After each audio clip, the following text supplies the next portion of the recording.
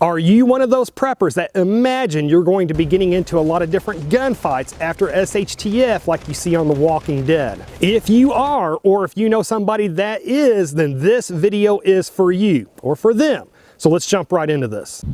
Ethical Preparedness, 50 caliber, freedom scene! So I have talked to more than one prepper during my time who has basically imagined that they're going to be involved in gunfight after SHTF. And I think a lot of this has to do with Hollywood. When people watch action movies, it's not unusual for the action hero or that good guy or whoever in that movie to get into 3, 4, 5, 10 gunfights during the course of that movie, and of course he survives every one of them. And here is a huge truth nugget for you. A huge truth nugget for you. Something to really just put into the back of your mind.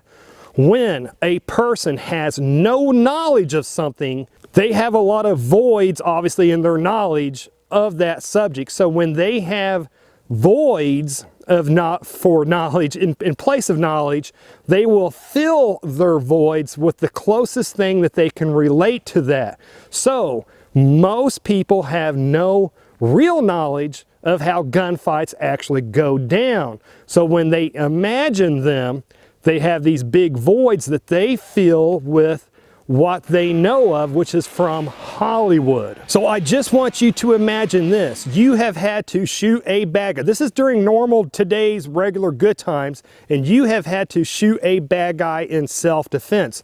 Now suddenly you find yourself in court and you have a jury that's going to decide if your self-defense shooting was legal or not, or if you should go to prison for the rest of your life. What you have to understand there is that a lot of people on that jury will have never been in a gunfight themselves.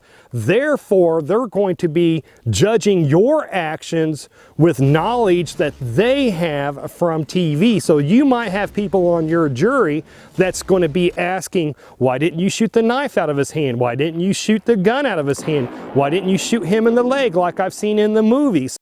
So my belief is that you should always try to avoid gunfights and actually combat of any kind after SHTF. Yes, you should plan for gunfights. You should stock up on ammo. You should train, because there will be some fights that you just cannot avoid, but your actual plan of action should be to avoid the gunfights. I'm sure you all heard the old saying is that you win every fight that you avoid, and I also like the other old saying is you always lose something in every gunfight. Even if you win that gunfight, you have lost at least one bullet, and that one bullet might be worth its weight in gold after SHTF. And folks, another reason that you would want to avoid gunfights after SHTF is, again, it's not like what you see on TV. It's not like you see on The Walking Dead, where they catch a bullet in the leg and then for about 3 or 4 days they kind of limp around, and then 2 weeks later they're walking around like nothing ever happened. Especially if hospitals and medical care and stuff like that is shut down.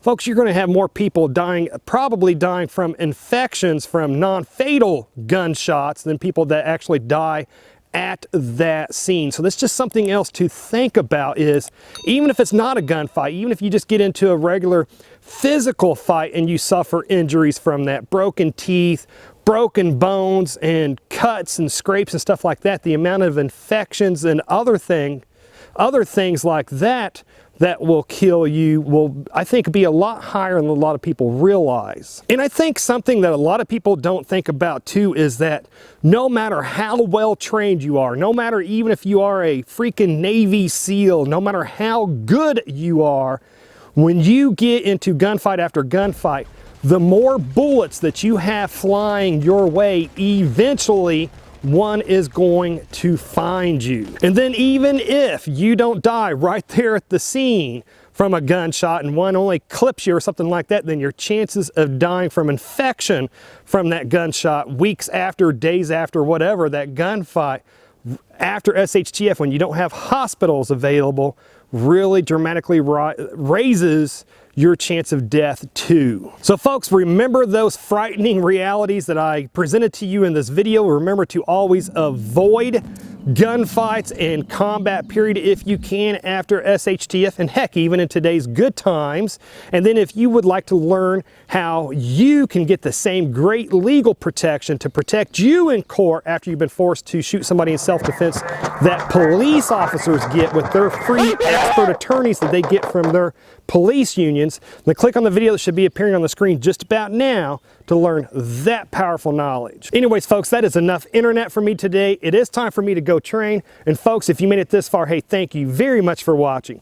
And I pray that you have a good night.